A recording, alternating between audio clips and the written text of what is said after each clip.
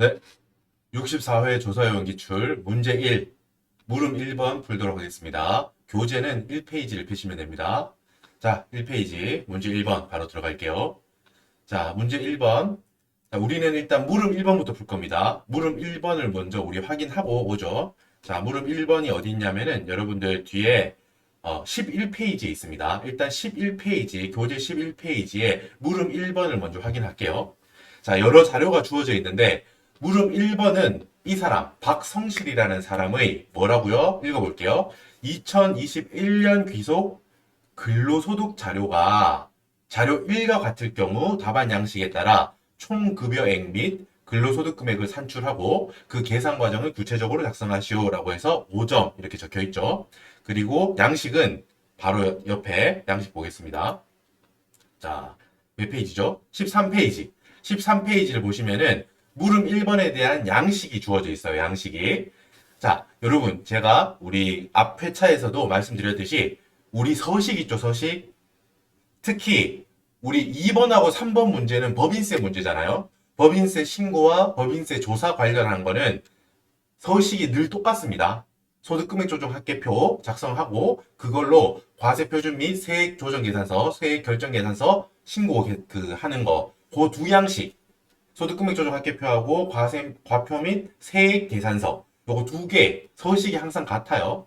그런데 문제 1번 소득세 같은 경우는 소득세 신고 같은 경우는 회차마다 서식이 다릅니다. 물어보는 사람이 달라요. 어떤 회차에서는 이 사람이 사업을 두 개 하고 있다. 뭐 그 제조업과 부동산 임대업 두 개 하고 있다. 뭐 이런 경우 그 사람의 소득세를 신고해 봐라. 이번 회차 같은 경우는 근로소득, 사업소득, 기타소득 세 개가 있다. 그래서 네가 이 세 개를 같이 합쳐서 종합소득으로 신고를 해봐라. 요렇게 사람마다 경우가 다 다르기 때문에 서식이 조금씩 달라요. 자, 그리고 중요한 거 문제 1번에 있는 서식에 제가 여기 보면은 지금 화면에 보이죠? 교재에 제가 손글씨로 쓴 부분 말고 손글씨로 쓴 부분 말고 이렇게 원래 타이핑이 되어 있는 거 있죠? 원래 타이핑이 되어 있는 부분은 실제 시험지에도 이렇게 되어 있습니다. 공부를 하실 때 요거를 항상 염두에 두라고 말씀을 드렸어요. 자, 이거는 풀이의 가이드라인이 되는 거예요. 교수님 입장에서 제출 출제를 하실 때 어느 정도의 힌트를 주시는 거하고 같습니다. 우리 수험생 입장에서는 교수님께서 자, 이 서식에 맞춰서 소득세 외울 것도 되게 많고 항목도 되게 많은데 자, 네가 채워 넣어야 될 서식을 만들어 줄게. 어떤 항목을 적어야 되는지 내가 여기 적어 줄게. 라고 교수님께서 여기 타이핑 되어 있는 부분을 힌트로 먼저 제시하신 거예요. 네가 이거를 채워 넣을 수 있겠니? 라는 걸 물어보신다고. 그러니까 항상 중요한 거 뭐예요? 물음을 보고 답안 양식 있죠. 이 서식. 답안 서식을 보고 아, 지금 교수님께서 물어보시는 게 여기를 채우라는 거구나. 내가 모든 소득세에 관한 세액공제를 다 모르지만 이 문제를 보니까 교수님께서 예를 들면 의료비 세액공제, 보험료 세액공제 이렇게 딱 칸을 주셨다면 아, 이거 두 개를 찾아서 쓰면 되겠구나. 다른 공제를 있는지 없는지까지 판단하지는 않아도 되겠구나. 아시겠죠? 그런 식으로 힌트를 주는 거라고 항상 공부할 때 염두에 두셔야 됩니다. 타이핑이 컴퓨터 글자로 타이핑이 되어 있는 부분은 실제 시험지에도 답안지에도 이렇게 되어 있다는 걸 잊지 마세요. 우리는 나머지를 채우는 거예요. 그죠? 이 문제 같은 경우 금액과 산출 근거만 적으면 되는 거예요. 물음 1번 뭐였어요? 총급여액. 1번 총급여액이죠. 그리고 구분이라고 해서 각 항목들이 쭉 있습니다. 그죠? 이게 자료 1번에 얘들이 퍼져 있겠지? 퍼뜨려져 있겠죠? 하나하나 보고 이렇게 적으면 될 거예요. 그리고 총급여액을 찾았어. 그러고 나서 2번은 뭐예요? 근로소득 공제액이라고 되어 있습니다. 근로소득 금액을 잡을 때 총급여액에서 근로소득 공제액을 빼서 우리가 근로소득 금액 3번의 금액을 뽑아낼 거야. 근로소득 공제액 여기 산출 근거라고 되어 있는데 요거는 따로 외우지 않아도 됩니다. 근로소득 공제 같은 경우는 보세요. 풀이 앞쪽에 자 페이지로 보세요. 페이지로 저희 몇 페이지죠? 9페이지 보세요, 여러분. 9페이지에 보면 보세요. 참고 자료라고 이렇게 땡땡땡 별 표시되어 있고 참고 자료라고 해서 주어져 있어. 1번 뭐? 근로소득 공제. 지금 이 문제 풀 때 제가 여기 옆에 적어뒀죠? 2페이지 문제 1번에 물음 1번. 지금 우리 푸는 거 이거. 이거를 풀 때 요 자료를 이용하라라는 거예요. 총 급여액이 나올 거 아니야. 우리 방금 물음 1번 푼다고 하면 뭐 여러 가지 항목들을 합쳐서 총 급여액이 얼마인지 뽑아낼 수 있겠죠? 그럼 그 금액이 어느 구간에 있는지를 확인하세요. 어느 구간에 있는지를 확인하고 옆에 공제액 어떻게 풀이 적혀 있죠? 예를 들어서 9천만 원이다. 그럼 여기 네 번째 구간에 들어가겠죠? 공제액은 그럼 어떻게 구한다는 거예요? 1200만 원 더하기. 자, 4,500만 원을 초과하는 금액. 9천만 원인 경우는 어때요? 4,500만 원을 초과하는 금액은 4,500만 원이죠? 4,500만 원 곱하기 100분의 5. 요 1,200만 원하고 그걸 두 개 더하면 그게 근로소득 공제액이 되는 거예요. 자료가 주어집니다. 근로소득 공제액은 주어진 요 참고자료를 이용하면 된다는 거예요. 요 밑에 본 김에 봅시다. 참고자료 밑에 2번에 기본 세율 있죠? 자, 요것도 우리가 최종적으로 과세 표준을 구했어요. 과세 표준에다가 세율을 곱해가지고 산출세액을 뽑아낼 거예요. 그때 요 자료를 이용합니다. 우리 소득세는 여러분 보세요. 우리가 누진 구조잖아, 그죠? 누진세 구조인데 요거를 몇 퍼센트인지 다 외우지 않아도 돼요. 소득세는 외우지 않아도 된다.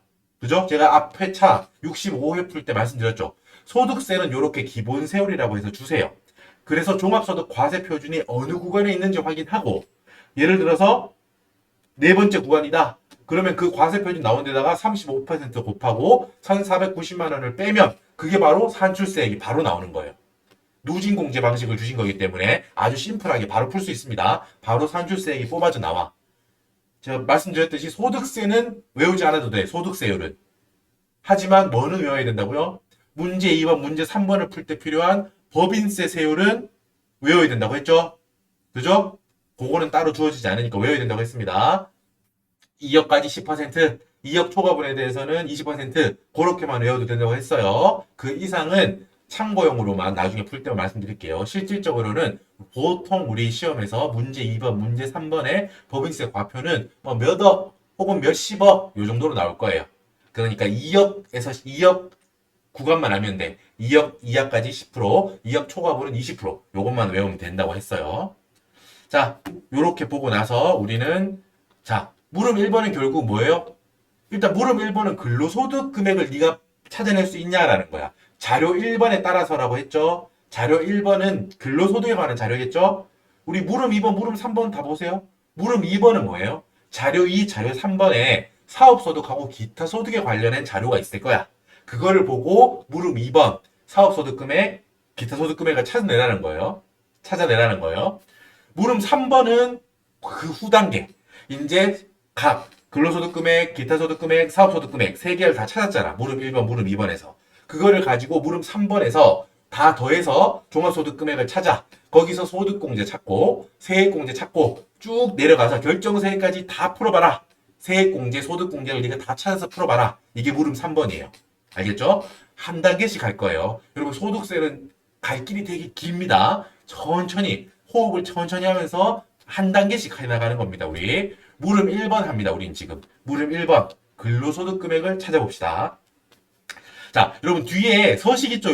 요거 서식은 제가 지금 앞쪽으로 돌아가서 2페이지로 돌아가서 문제 풀고 요 서식에 맞춰서 제가 그 페이지에 따로 풀이를 해뒀습니다. 쭉 일단 풀고 나서 다시 서식으로 돌아와서 서식을 채워 넣자. 알겠죠? 그런 식으로 할 겁니다. 앞쪽으로 가시죠. 자, 1페이지 한번 읽어보겠습니다. 문제 1하고 여기 자료 1번까지 여러분 쭉 한번 읽어볼게요. 같이 눈으로 보면서 아 이런 자료가 있구나 라는 과정을 같이 한번 여러분 속으로 묵독하시든 정독 이 소리 내서 하시든 상황에 맞춰서 꼭 정독하셔야 돼요. 문제 풀이 과정만 그냥 외우는 건 의미가 없어요. 이 자료를 어떻게 문제 풀이 답 형식으로 나타내느냐 그거를 연습하는 게 우리 시험 공부예요. 알았죠? 한번 문제를 천천히 읽어볼게요. 문제 1. 박성실이라는 사람은 주식회사 국세의 근로자래요. 근로자를 근무하고 있으며 근로소득 외에도 사업소득과 기타 소득도 있다. 아래 관련 자료를 이용해서 각 물음에 답하시오. 30점. 자, 문제 1번 30점, 문제 2번 30점, 문제 3번 30점. 이건 바뀌지 않습니다. 30점. 박성실은 제시된 소득 외에 다른 종합소득은 없고 원천징수 대상 소득은 적법하게 원천징수되었다. 주식회사 국세는 조특법 시행령 제2조에 따른 중소기업에 해당한다. 요것도 기억하세요. 중소기업에 해당한다. 자, 일단 우리는 자료 1번만 이용해서 무릎 1번만 풀 거예요. 자료 1번을 이용해서 무릎 1번 근로소득 금액을 찾을 거예요. 총급여 찾고 총급여액 찾고 거기서 근로소득 공제액 빼서 나오는 게 뭐다? 근로소득 금액이다. 그걸 찾을 거예요. 자, 근로소득 공제 자체는 우리 방금 보고 왔듯이 뒤에 자료에 주어져 있잖아요. 그죠? 핵심은 그러니까 뭐가 되겠어요? 총급여를 뽑아내는 게 이 문제의 핵심입니다. 총급여, 지금 여기 항목들이 있어. 자료 1번에 항목들이 쭉 있는데 이 항목들을 읽고 나서 총급여에 들어갈 인지 아닌지 이거를 구별하는 게 핵심인 거야.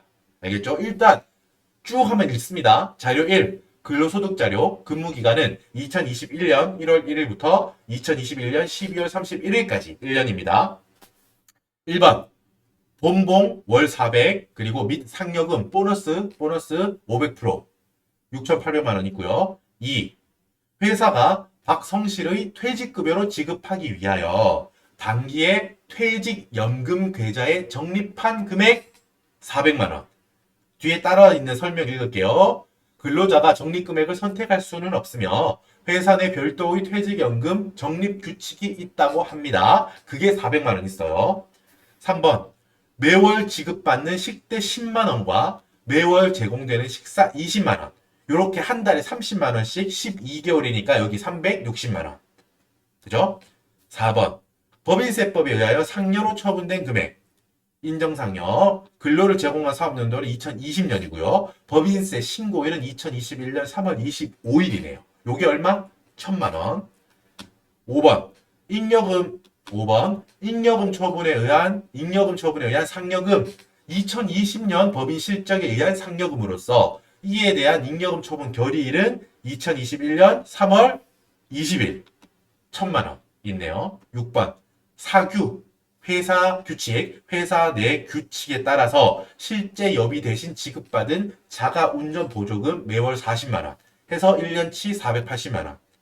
7번 단체 환급부 보장성 보험료 월 10만 원씩 해서 12개월 해서 120만 원. 8번 자녀의 병원 입원비를 회사에서 보조해 줬대요. 그거 얼마? 1년에 300만 원. 9번 주택 임차 자금을 회사로부터 저리 싸게 대여받음으로써 얻는 이익, 싼 이자로 대여해줬네요. 회사에서. 박성실은 주주 또는 출자자 또는 임원은 아니래요. 그냥 일반적인 우리 근로자다라는 거예요. 직원이다. 그게 1년에 300만 원 있다는 거예요. 자, 항목이 9개가 있죠? 이 항목 9개를 판단하는 거예요. 아, 이 항목은 총급여에 들어가는 거야. 근로소득으로 과세되는 게 맞아. 이 항목은 근로소득이 아니야. 이 항목은 뭐 비과세야. 혹은 이 항목은 근로소득으로 과세될 친구가 아니고 나중에 퇴직소득으로 과세돼야 돼. 그러니까 지금 여기 총급여에는 넣으면 안 되겠구나. 뭐 이런 식으로 항목들을 읽고 판단하는 거예요. 항목 하나하나를 읽고 판단해서 총급여에 넣느냐 마느냐를 판단하는 겁니다. 자, 따라오세요. 1번 볼게요. 여러분 1번 본봉 월 400 그리고 상여금으로 500%를 받았대요. 자, 여러분 본봉 우리 보통 말하는 월급이에요. 그 월급과 상여금은 총급여에 들어갑니다. 총급여에 들어갑니다. 6,800만 원. 자, 하고 나서 옆에 오른쪽에 보세요. 이렇게 본봉 및 상여금 6,800만 원. 확인할게요. 이런 식으로 확인할게요. 여러분, 제가 여기 보면 옆 페이지에 몇 페이지죠? 2페이지. 2페이지에 지금 이렇게 풀이를 할 건데요. 자, 여기 보세요. 링크, 답안 서식 13페이지라고 보라색 볼펜으로 적어놨죠? 이게 우리가 방금 보고 온 데 있죠? 13페이지. 거기에 그 서식을 그대로 여기 갖다 놓은 거예요. 그래서 문제, 물음 하나 보고 여기 항목 채우고 그리고 뒤 서식은 여러분 확인하는 용도로 보면 되겠죠? 답안 서식 적는 것까지 항상 염두에 두고 있어야 돼요. 1번, 총급여액의 계산. 자, 본봉 및 상여금 동그라미 1번 우리 방금 보고 온 거 6,800만 원은 당연히 총급여에 들어갑니다. 2번 읽어볼게요. 다시 한번. 회사가 박성실의 퇴직급여로 지급하기 위해서 단기에 올해 퇴직연금 계좌에 적립해뒀대요. 쌓아뒀대. 그리고 뒤에 조건이 뭐래요? 근로자가 적립금액을 선택할 수는 없어. 이번 달에, 올해는 얼마를 적립하기로 했다. 이런 거를 근로자가 정할 수 있는 게 아니래요. 적립 규칙이 있대. 회사 내에 별도의 퇴직연금 적립 규칙이 있다는 거예요. 자, 여러분 이거는 회사가 뭐예요? 나중에 이 박성실이라는 사람이 퇴직을 한다면 퇴직하는 시기가 나중에 있을 거 아니에요. 그때 퇴직금으로 줄 거야. 퇴직금으로 주기 위해서 지금 이렇게 별도의 계좌를 만들어서 쌓아두는 거예요. 회사에서. 결국은 회사가 이 근로자한테 주는 건 맞아. 회사가 이 박성실이라는 사람한테 주는 건 맞는데 이거는 지금 단계에서 근로소득으로 과세할 게 아니고 나중에 퇴사했을 때 퇴직급여로 퇴직근로소득으로 퇴직근로소득이 아니고 퇴직소득으로 따로 과세할 거예요. 우리 퇴직소득은 종합 과세되지 않고 따로 과세하잖아요. 그죠? 퇴직소득, 양도소득은 따로 과세하잖아요. 그러니까 나중에 퇴직소득으로 과세되는 게 세부담이 적어요. 나중으로 미루겠다는 거야. 자, 그런데 여러분 뒤에 있는 조건은 우리 알아둡시다. 공부하는 입장이니까. 자, 근로자가 내가 월급 중에서 얼마를 여기 퇴직연금 계좌를 쌓아둘지를 선택할 수는 없어요. 얼마를 쌓아둘지 선택할 수는 없어. 그런 조건이 있어야지만 퇴직금으로 나중에 퇴직소득으로 과세하는 약간의 혜택을 주겠다는 거예요. 이건 무슨 소리냐면 여러분 제가 위에 적어놓은 거 보세요. 퇴직소득으로의 소득 유형 전환을 통한 조세회피 방지를 위한 단서라고 적혀있죠. 무슨 소리냐면 자 따로 규칙을 만들어서 자 회사가 너한테 줄 돈 이만큼인데 월급으로 이만큼 주고 일부분은 나중에 네가 퇴직할 때 나중에 퇴직연금으로 줄게. 연금소득이든 뭐 퇴직소득 네가 일시금으로 퇴직금으로 받아가든 연금소득으로 줘서 연금소득으로 나중에 종합과세 되든 일단은 쌓아둘게 라는 규칙으로 이렇게 이제 일부분을 할당해 두는 거예요. 쌓아두는 거야. 근데 근로자가 그렇게 하면 아까 뭐랬죠? 연금소득이나 퇴직소득은 근로소득으로 과세되는 거에 비해서 세율이 좀 낮습니다. 그렇게만 알고 있으면 돼요. 낮아서 어느 정도 세 혜택이 있습니다. 당장 쓸 수 없는 대신 그 정도 혜택을 주는 거예요. 노후 보장을 위해서, 국민의 노후 보장을 위해서. 자, 그런데 만약에 나는 월급 지금 뭐 전부 다 이쪽에 넣어놓고 월급의 전액을 뭐 퇴직연금 계좌에 넣어두고 나중에 다 퇴직 소득으로 과세 받을 거야. 이런 식으로 금액을 막 조정하고 임의로 선택할 수 있다면 그 경우는 뭐예요? 그건 허용하지 않겠다는 거야. 이미 규칙으로 정해놓은 그 금액만 우리가 나중에 퇴직소득으로 과세하는 걸 허용하겠다는 취지예요. 임의로 근로자가 뭐 이번 달에는 200만 원, 이번 달에는 100만 원 이런 식으로 그때그때 막 상황에 따라서 막 바꿀 수 없게 어느 정도는 제약을 두는 겁니다. 임의로 막 조세 회피를 할 수 있는 여지를 줄이기 위한 거예요. 이 단서라는 걸 알면 돼.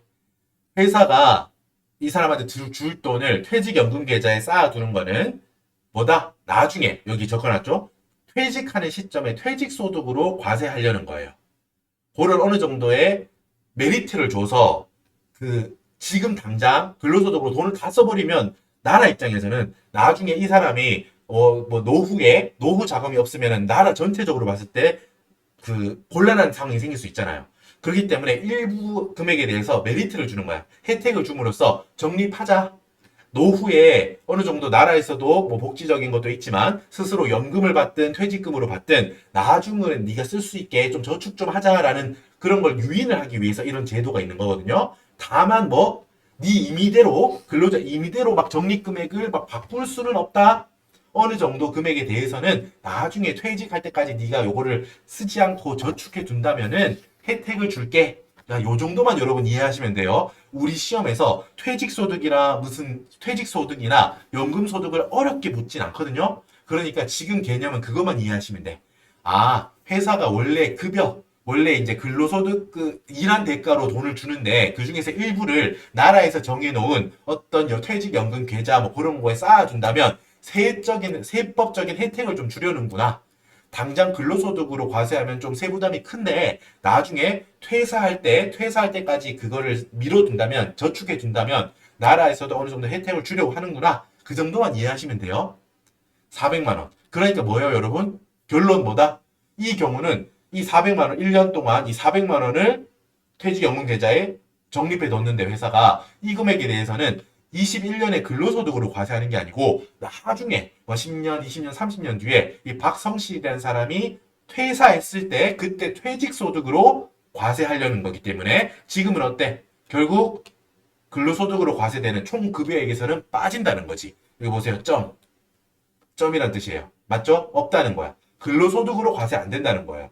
오해하면 안 돼요. 그죠? 영영 과세 안 하겠다 이런 말 아니에요. 나중에 퇴직소득으로 좀 낮은 세율로 과세할게 라는 거예요. 알았죠? 여러분 지금 말하는 거에 대해서 모든 우리가 세세한 규정까지 다 몰라도 돼요. 그냥 제가 말하는 걸 듣고 아 뭐 그런 취지인가 보다. 올해 근로소득으로 그냥 아무튼 안 한다는 거지? 오케이 그렇게 말해도 돼요. 알겠죠? 나중에 퇴직소득으로 과세한다는 거구나. 알겠죠? 이런 경우는 어떤 경우가 있냐면 요 예를 들었죠? 어떤 경우 예를 들어서 성과급이 나왔어. 작년에 예를 들어서 뭐 올해든 작년이든 회사 성과가 좋아서 성과급을 직원들한테 줬다는 거예요. 자, 그거를 확정 기여형 퇴직연금 계좌로 지급하는 경우가 이렇게 될 거예요. 성과급이 나오긴 했는데 이거를 그냥 바로 주는 게 아니라 확정 기여형 퇴직연금 계좌에 넣어둔다는 거예요. 그 경우가 될 수 있겠어요. 이런 경우가 나중에 퇴직소득으로 과세된다는 겁니다. 3번 매월 지급받는 식대 10만 원과 매월 제공되는 식사 20만 원 이렇게 있어요. 매달 이렇게 지급받고 있어요. 회사가 박성실한테 이렇게 주고 있다는 거예요. 여러분 요거는 우리가 어떻게 정리하면 되냐면 자 여러분 여기 위에 정리해뒀습니다. 제가 읽어보세요. 만약에 회사에서 사내 급식 있죠? 사내 급식 등으로 실제 실물 있죠? 밥, 반찬, 국 이거를 실제로 급식으로 주는 거 있죠? 그죠? 와서 드세요. 우리 직원들 뭐 사원증만 보여주기만 하면 됩니다. 결제 안 해도 돼요. 우리 회사는 우리 직원들한테 이런 혜택을 드립니다. 점심에 그냥 사원증만 보여주시고 드시면 됩니다. 라고 하는 거예요. 현물로 주는 거예요. 밥. 우리 밥 먹는 밥. 그 자체를 준다고 하면 여러분 뭐 전액 비과세예요. 얼마를 주든 괜찮아. 그거는. 얼마치를 먹여주든 괜찮아. 매일매일 뭐 그 한 끼에 뭐 5만 원, 10만 원 비싼 거를 줘도 괜찮다는 거예요. 이거는. 물론 그렇게 안 주겠죠. 하지만 우리는 이거 세법 규정이니까 자 제한이 없다고 현물로 준다고 하면 뭐 고기 반찬을 많이 주든 뭐를 주든 비싼 걸 주든 괜찮다는 거예요. 전액 비과세야. 먹는 거니까. 실제로 그거를 뭐 나쁘게 쓰거나 어디 뭐 다른 걸로 임의로 그렇게 할 수는 없잖아. 물론 많이 먹는 사람은 있겠지. 근데 그런 건 지금 우리가 하는 게 아니고 뭐다? 실제 밥으로 주는 거 있죠? 현물로 주는 거는 얼마가 되든 비과세예요. 자, 그게 아니라 만약에 현물로 주는 게 아니라 자, 월급에서 우리가 돈을 좀 더 줄 테니까 네가 이걸로 그냥 알아서 네가 사 먹어라. 뭐 구내식당이 있긴 한데 네가 이 돈으로 이 구내식당에서 식권을 구입해서 사 먹든 아니면 나가서 사 먹든 그냥 돈으로 줄 테니까 그 돈으로 네가 사 먹으라라고 식사 제공을 하지 않고 여기 돈으로만 준다면 한 달에 10만 원까지만 비과세예요. 요거 일단 정리해야 돼 이렇게. 알겠죠? 실제 그냥 밥으로 그 회사에서 실제 식당에서 공짜로 밥을 준다. 그거는 얼마든지 상관없어. 얼마라도 상관없다고. 무조건 전액 비과세예요. 너무 좋겠죠? 맛있는 걸 준다면. 자, 근데 그게 아니고 자, 우리 회사는 현물로 주는 게 아니고 실제 밥으로 주는 게 아니고 돈으로 줄게. 네가 알아서 사 먹어라. 라고 하는 정책을 갖고 있다면 어때요? 그 경우는 한 달에 10만 원까지만 비과세예요. 지금 여기 외웠죠? 지금 요 두 경우 현물로 주는 경우 현물 밥 그 자체로 식사 제공을 하는 경우는 비용 얼마인지 상관없이 그 금액이 얼마인지 상관없이 전액 비과세예요. 그게 아니고 현물로 주는 게 아니고 돈으로 준다면 한 달에 10만 원까지 비과세예요. 외웠죠? 외웠죠? 요거는 외워야 돼요. 자, 그런데 요걸 두 개 섞는다고 해봐요. 자, 우리 회사는 자 식대는 밥 먹으라고 주는 돈, 식대예요, 식대. 식대, 현금으로, 돈으로 10만 원 줘요. 그리고 식사도 줘요. 둘 다 주는 회사가 있다고 해봐. 너무 기분이 좋겠죠? 둘 다 준다면. 자, 그 경우에는 여러분, 밑에 빨간색. 식사도 실제로 주고, 식대, 돈도 주는, 이 둘 다 주는 경우에는 어떻게 되냐면, 자, 먹는 거는 비과세입니다. 먹는 거는 비과세고 식대는 뭐야? 전액 과세. 먹는 거는 얼마든지 비과세라고요. 그게 먼저 적용된다고 생각하면 돼. 아, 실제 먹는 거 그거는 뭐 제한 없지. 근데 먹는 걸 식대, 식사, 밥. 이게 너무 헷갈리죠, 용어가. 밥 현물로 준다면 그거를 얼마든지 얼마라도 비과세예요. 근데 그거하고 더불어 돈도 준다면 그럼 그 돈은 무조건 과세. 이렇게 외워야 돼요. 정리했죠? 밥만 준다면 얼마라도 오케이야. 돈으로 준다면 10만 원까지 오케이야. 비과세라고. 근데 밥도 주고 돈도 준다면 어때요? 밥은 비과세, 돈은 전액 다 과세. 이렇게 외워둬야 돼요. 지금 이 말한 거 세 개 있죠. 이게 다 나와 우리 시험에. 회사가 현물 밥으로 주지 않고 식대만 주고 있다. 만약에 20만 원 주고 있다고 해봐. 그럼 어떻게 돼요? 한 달에 10만 원까지만 비과세잖아. 그지? 그러니까 추가되는 10만 원은 과세되는 거야. 그죠? 맞죠? 근데 우리 회사는 만약에 이게 방금 말한 게 1번 경우고 2번 경우가 우리 회사는 돈 안 줘. 대신 한 달에 100만 원치 밥을 줄 거야. 이 경우 어떻게 돼? 전액 비과세지. 먹는 건 괜찮다니까. 실제로 밥을 주는 건 얼마라도 된다니까. 그게 2번 경우 이겨. 현물로 주고 있다. 그게 한 달에 50만 원이든 100만 원이든 보는 순간 밥으로 주는 거는 다 비과세지. 이렇게 외우고 지금 이 회차는 3번 마지막 경우인 거예요. 그 둘 다 주고 있는 거예요, 회사가. 돈도 주고 밥도 주고. 돈도 주고 밥도 주고. 어떻게 한다고요? 밥은 얼마치 먹든 다 비과세. 그죠? 돈은 어때요? 과세하는 거예요, 이제. 요렇게 정리해야 돼요. 자, 보세요. 여기. 매월 지급받는 식대, 돈으로 10만 원 받고요. 제공되는 식사, 밥으로 주는 거, 그건 20만 원이래요. 돈으로 환산하자면 20만 원인 거야, 그게. 내가 밥 먹는 게. 이때는 뭐다? 밥 먹는 거는 비과세고, 돈으로 주는 부분은 전액 과세한다라고 했죠. 어때요? 자, 먹는 거, 방금 20만 원이었죠, 한 달에. 그거는 비과세라고요. 비과세. 근데 추가로 돈으로 주는 거, 그건 전부 다 과세라고. 그러니까 식대 현금으로 주는 거 10만 원, 한 달에 10만 원. 그리고 이게 12개월이잖아요. 1년 12개월 하니까 120만 원. 식대 현금으로 주는 부분에 대해서는 지금은 전부 다 과세되죠. 총 급여에 넣어야 된다는 거예요. 그죠? 우리가 지금 총 급여를 찾고 있는데 총 급여는 여러분 비과세는 제외입니다.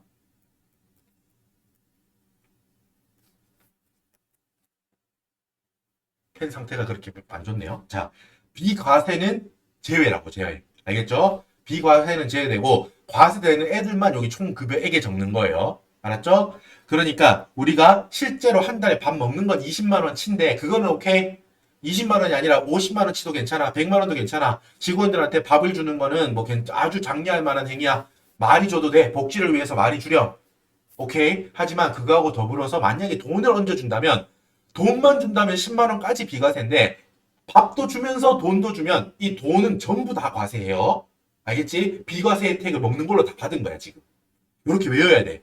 여러분 제가 이걸로 왜 이렇게 막 힘을 줘서 말하냐면 제가 먹을 거를 좋아해서 여러분 이렇게 하는 게 아닙니다. 먹을 걸 좋아하긴 한데 그것 때문에 지금 이렇게 하는 게 아니라고. 헷갈린다고 이게 지금. 우리 시험에서 경우가 3개 다 나온다고요. 알았죠? 우리 시험에서 이 식사 관련한 게 어디까지 비과세 되는지를 확실히 외워야 돼요. 그러니까 만약에 이번 회차만 보고 정확하게 외워두지 않으면 만약에 다음 시험에서 뭐 밥으로만 준 경우 혹은 돈으로만 준 경우 식사를 그 경우에 헷갈린다고. 그러니까 제가 아까 말했던 걸 다 외우고 있어야 돼요. 경우별로. 돈으로만 준다면 월 10만 원까지 비과세. 그러니까 월 10만 원 초과분만 총급여에 들어가겠지. 그죠? 현물로 준다면 밥, 반찬, 국 이걸로 직접 와서 먹어라 공짜다 라고 해서 와서 먹어라 라고 했다면 그 경우에는 그게 얼마치든 괜찮다는 거야. 아무리 비싼 거를 주더라도 괜찮다는 거예요. 하지만 이 두 개를 다 하는 경우 와서 공짜로 밥도 먹고 내가 또 추가로 돈도 줄게 라고 하면 어때요? 와서 먹는 이 주는 밥은 얼마든지 상관없다고. 전액 비과세. 하지만 뭐 현금으로 주는 거는 이제 더 이상 비과세 안 해줘. 받는 거, 단 10,000원을 받더라도 과세돼요. 알겠지? 이 세 경우로 다 나누고 있어야 됩니다. 알겠죠? 자, 됐고요. 4번. 4번. 여러분, 중요합니다. 4번과 5번 있죠? 요거 두 경우를 비교해서, 여러분, 교수님도 요거 두 개를 4번에 배치, 하나는 5번에 배치, 이렇게 두 개 연달아서 하셨죠? 이거를 비교해서 네가 잘 알고 있냐라는 걸 물어보는 거예요. 4번부터 볼게요. 4번. 법인세법에 의하여 상여로 처분된 금액. 이 근로자, 지금 뭐죠? 박성실. 박성실이 이 사람이 회사에 근로를 제공했다고 하죠? 그죠? 근로를 제공한 사업연도는 2020년이에요. 지금 우리는 2021년 근로소득을 보고 있습니다. 그죠? 2021년에 귀속되는 근로소득이 얼마인지를 우리는 지금 보고 있어. 밑에 자료를 보세요. 근로를 제공한 사업연도는 2020년이야. 작년이야, 작년. 자, 2020년 법인세 신고는 여러분 언제 하겠습니까? 그렇지. 그 다음 해 3월 31일까지 하면 되잖아요. 그죠? 언제 신고했다는 거야? 법인세 신고일은 2021년, 그지? 2020년 법인세 신고를 언제 하면 되죠? 2021년 3월 31일까지 하면 되니까 2021년 3월 25일에 잘 했네요. 자, 이 신고를 하면서 여러분 뭐야? 법인세법. 이 법인에 대한 우리가 법인세를 신고하면서 상여로 처분된 금액이래요. 여러분 이게 뭐예요? 이걸 바로 인정상여라고 한다고 했죠. 요거 잠깐 설명드릴게요. 앞에 차를 공부 많이 하신 분들은 알겠지만 처음 듣는 분들이 있을 수 있으니까 설명드릴게요. 자, 법인세를 신고할 때 입금 산입, 가지금 인정이자 1,000만 원 상여. 이거 여기 가지금 인정이자가 아닐 수도 있습니다. 하지만 예를 드는 거예요. 예를. 꼭 이 뭐랄까 인정상여가 되는 게 이 가지금 인정이자만 되는 게 아니라 많이 항목이 많아요. 하지만 제가 그냥 예를 드는 거야. 우리가 마침 또 가지금 인정이자에 대해서 법인세 쪽에서 많이 하잖아요. 그죠? 인정이자 계산 많이 하잖아. 그러니까 예를 들기 여러분들이 가장 이해하기 편하겠죠? 뭐 여러 상황이 있을 수 있는데 입금 산입 상여로 처분하는 여러 상황 중에 하나라는 겁니다. 자, 법인세를 신고할 때 입금 산입 가지급금 인정이자 1,000만 원 상여라는 처분을 했다는 거야. 이건 예입니다. 예를 들어서 이 회사가 박성실이라는 사람한테 돈을 빌려준 거야. 대여금, 가지급금, 대여금 같은 말이죠. 돈을 빌려준 거예요. 그런데 뭐예요? 이자를 되게 적게 받았대. 원래 받았어야 되는 이자가 있는데 그거보다 너무 적게 받았대. 그때 우리는 뭘 계산해요? 부당행위 계산의 부인을 적용해서 가지급금에 대해서 야 이자를 왜 이렇게 안 받아? 적정 이자는 받아야지. 그래서 우리는 뭐예요? 입금 산입 가지급금 인정이자라고 해서 계산하잖아. 그죠?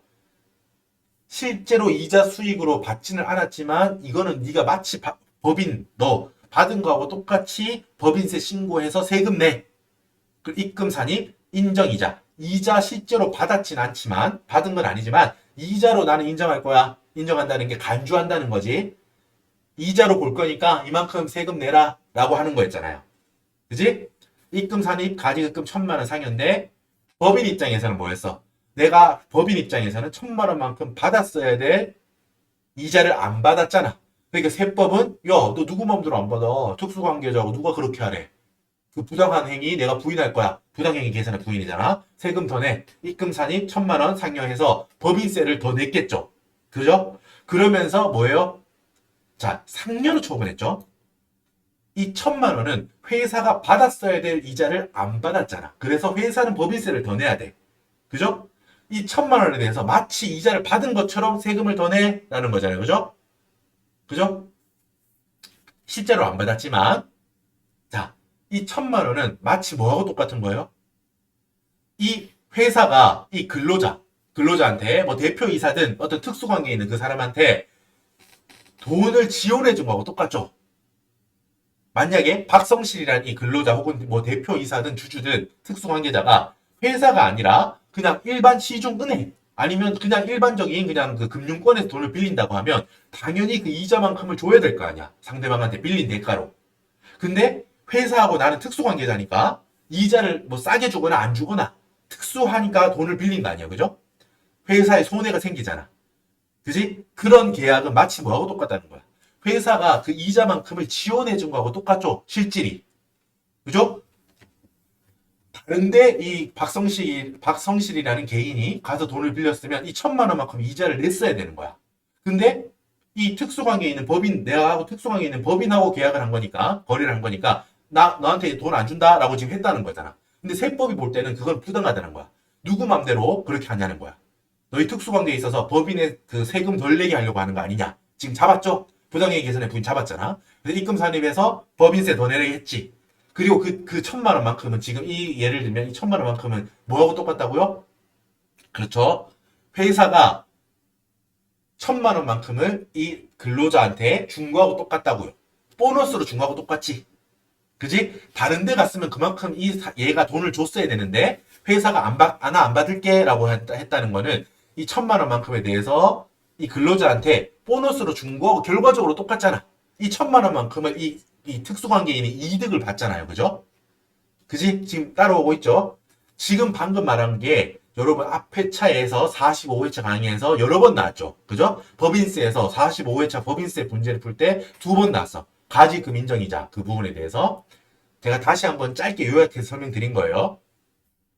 자, 결과적으로 압축에서 결과적으로 말하면 뭐예요?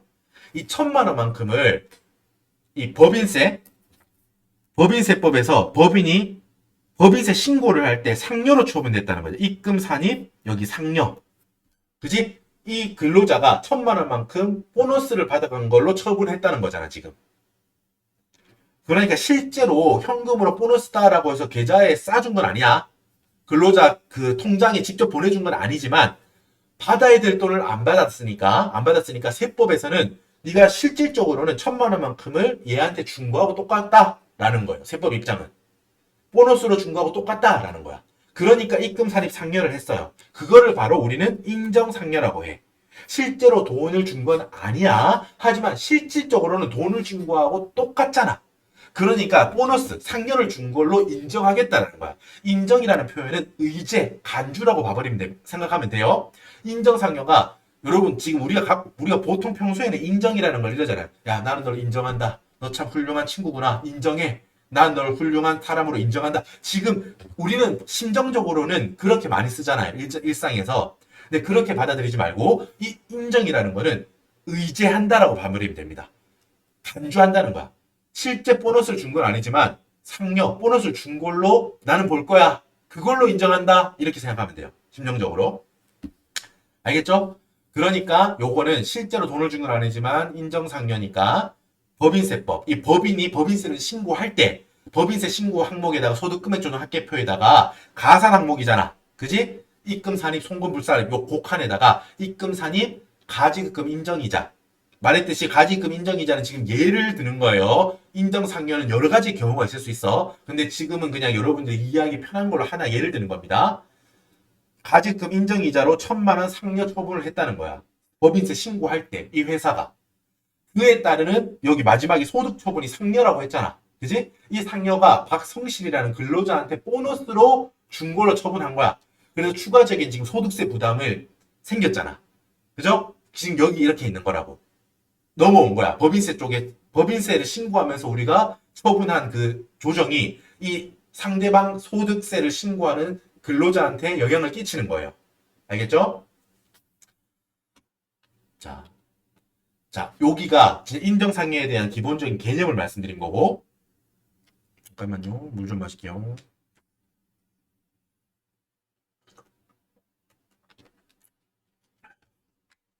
기본적인 개념을 설명드린 거고, 우리가 헷갈리지 말아야 될 거는 지금 여기 있습니다. 뭐냐면, 여기 보세요. 근로를 제공한 사업연도는 2020년이야. 법인세 신고는 21년에 했겠지. 아까 제가 말씀드렸잖아요. 그죠? 우리가 지금 어디 있는지 잊으면 안 돼요. 우린 지금 이 박성실이라는 사람의 21년 소득을 계산하고 있다고. 그죠? 이거 헷갈리면 엄청 헷갈린다고. 그러니까 정확하게 알고 있어야 돼. 자, 21년 소득을 신고하고 있어요. 근데 이 근로를 제공한 사업연도는 박성실이라는 사람이 여기 회사 이름 뭐야? 주식회사 국세. 이 주식회사에서 언제 일했냐 이 말입니다. 쉽게 말해서. 2020년에 일한 거야. 그죠? 하지만 우리 법인세 신고는 당연히 그 다음 해에 하니까 21년 3월 달에 했잖아. 그죠? 이거를 몇 해, 그러니까 어느 해의 근로소득으로 보느냐. 지금 보너스로 보는 거는 지금 따라왔죠? 상여로 보잖아. 인정상여라는 개념을 이제 머릿속에 있죠? 아, 상여로 보겠다는 거구나. 근데 중요한 건 뭐라고요? 어느 해의 보너스, 상여로 볼 것이냐. 지금 그게 이 문제의 핵심이야. 요 앞에 있는 거는 그냥 이해를 위해서 제가 지금 길게 설명드린 거고, 외워야 될 거는 뭐냐 하면 인정상여의 귀속시기입니다. 인정상여의 귀속시기. 알겠죠? 상여는 맞아요. 보너스는 맞다고. 결국 이 사람이 소득세를 내야 되는 건 맞아. 이 1,000만 원만큼에 대해서. 그죠? 그런데 이게 20년의 근로소득이냐, 21년의 근로소득이냐, 이걸 알아야 돼. 자, 인정상여는 여러분 결과 뭐예요? 근로를 제공한 사업연도의 근로소득으로 봅니다. 이 결론이에요. 암기해야 됩니다. 근로를 제공한 사업연도. 지금 그러니까 몇 년도예요? 2020년. 작년이야, 작년. 작년 근로소득이에요, 이거. 이 법인세 신고 자체는 2021년에 되었죠? 그죠? 20년에 대한 법인세 신고를 21년에 3월 달에 하잖아. 그때 입금 산입 상여를 했다고. 하지만 우리가 이거를 외워야 돼.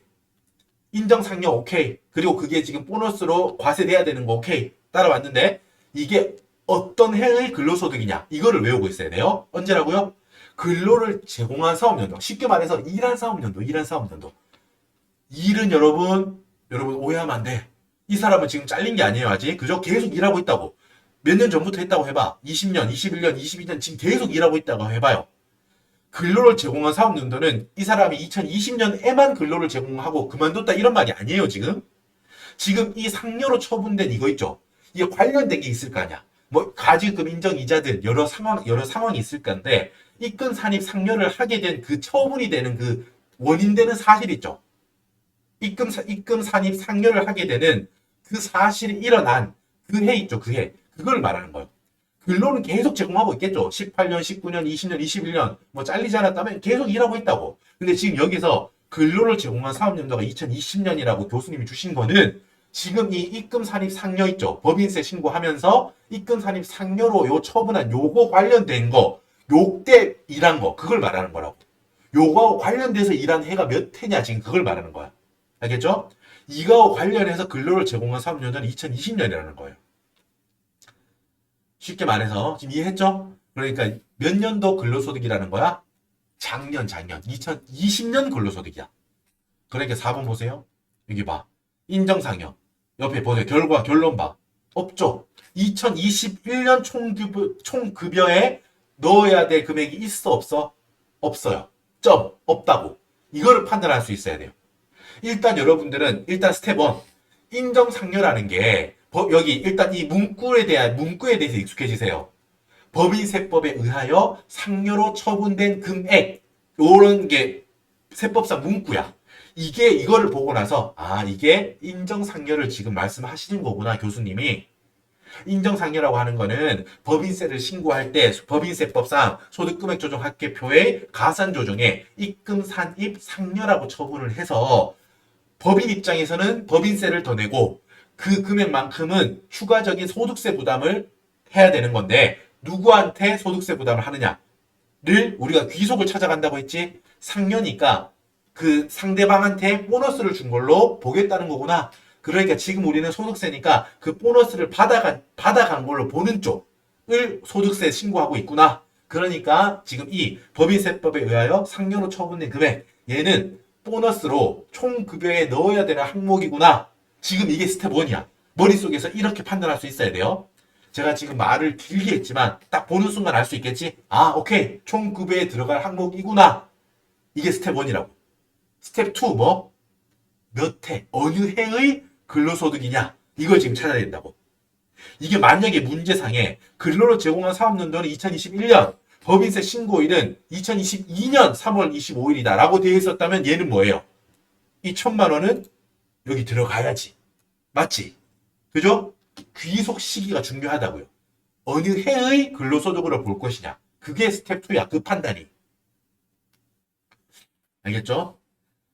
문제 무조건 주어집니다. 근로를 제공한 사업연도는 2020년이고 그 사업연도의 신고일은 법인세 신고일은 2021년 3월이겠죠.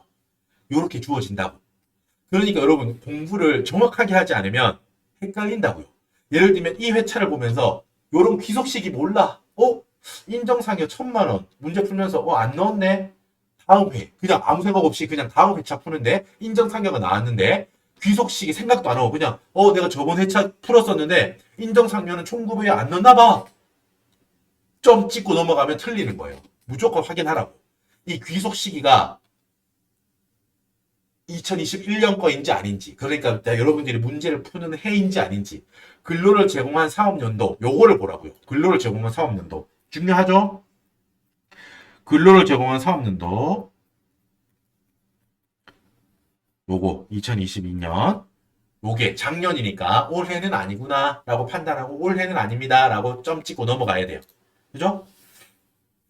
여기 적어놨죠? 인정상여의 근로소득 수입시기, 귀속시기예요. 언제? 근로를 제공한 날 20년이 되는 거예요. 그러니까 이건 20년 소득은 여러분 언제 신고해요? 21년 5월 31일까지 소득세 신고 이때 하잖아. 21년 다음 해 5월달에 신고하잖아요. 이때 신고해야 되는 거야. 우리가 찾는 건 21년 소득이라는 걸 잊지 마요. 알았죠? 자, 여러분 제가 참고로 요거 CF 비교죠, 비교. 자, 비교라고 해서 여기 적어뒀는데 요것도 여러분 지금 여기까지 따라오신 분들은 한 가지 더 정리해 둡시다. 뭐냐 하면 지금은 여러분 입금 산입 상여잖아. 그게 인정상여잖아요. 근데 여러분 제가 우리 법인세법에서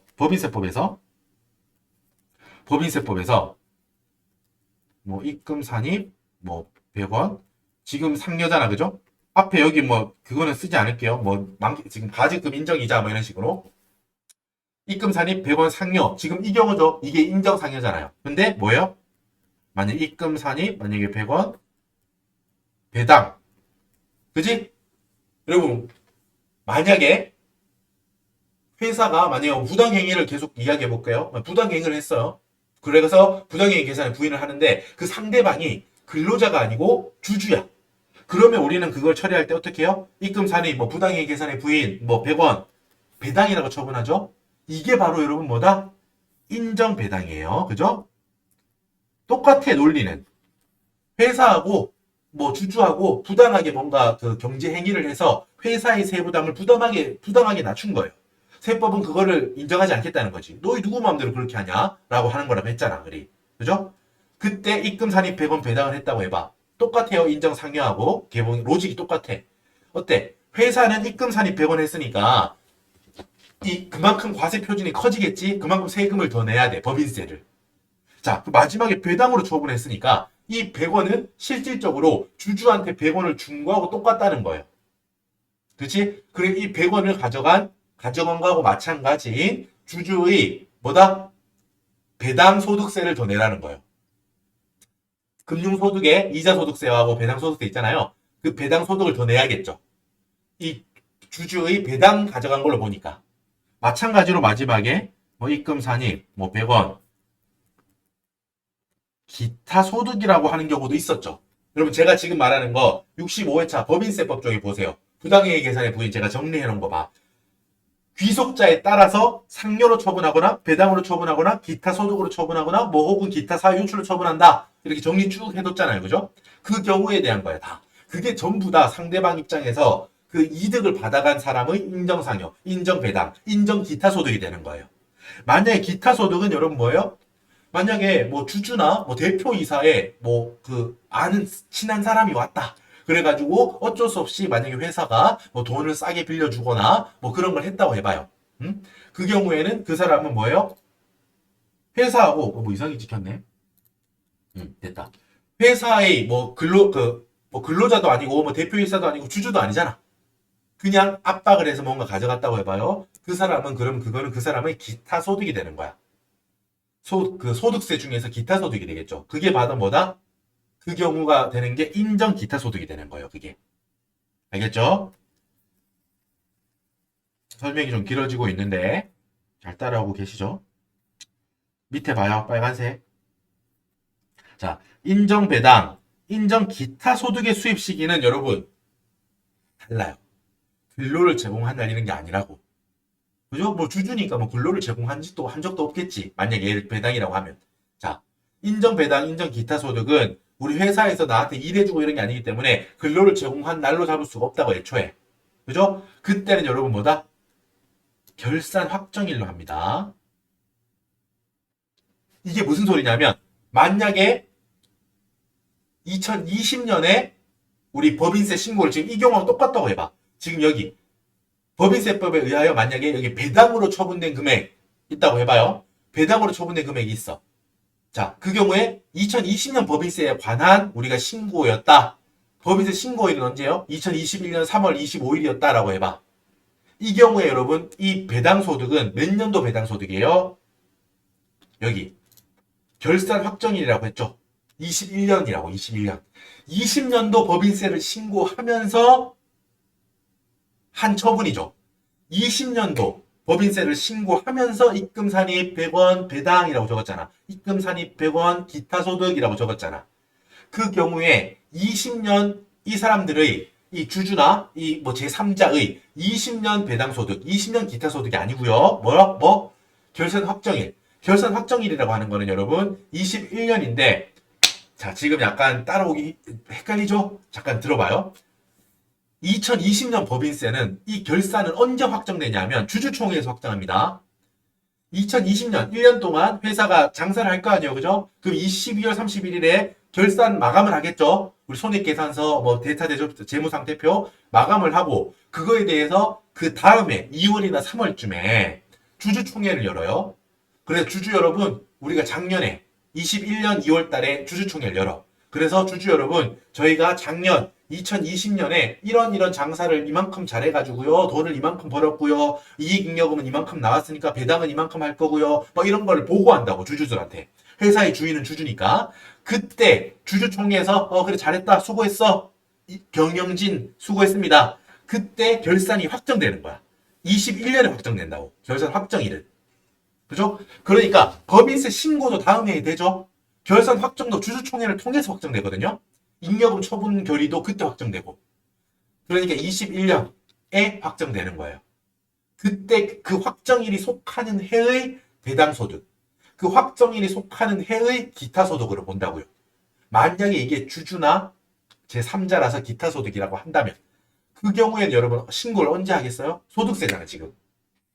소득세니까 21년 소득세죠, 지금. 21년 배당소득세, 21년 기타소득세로 지금 보기로 했잖아. 그럼 신고는 언제 해요? 당연히 그렇죠. 다음 해 22년 다음 해 5월 31일까지 신고하면 되겠지. 5월 달에 신고하잖아요. 그죠? 밑에 인정배당, 인정 기타소득은 참고로 알아두세요. 우리는 지금 뭐가 급하다? 이 인정상여부터 하는 게 중요해요. 일단 여기부터 오세요. 인정상여 스텝 1. 인정상여라고 법인세법에 의하여 상여로 처분된 금액이라는 항목이 뜨면 일단 근로소득이구나. 그리고 중요한 그게 스텝 1. 스텝 2.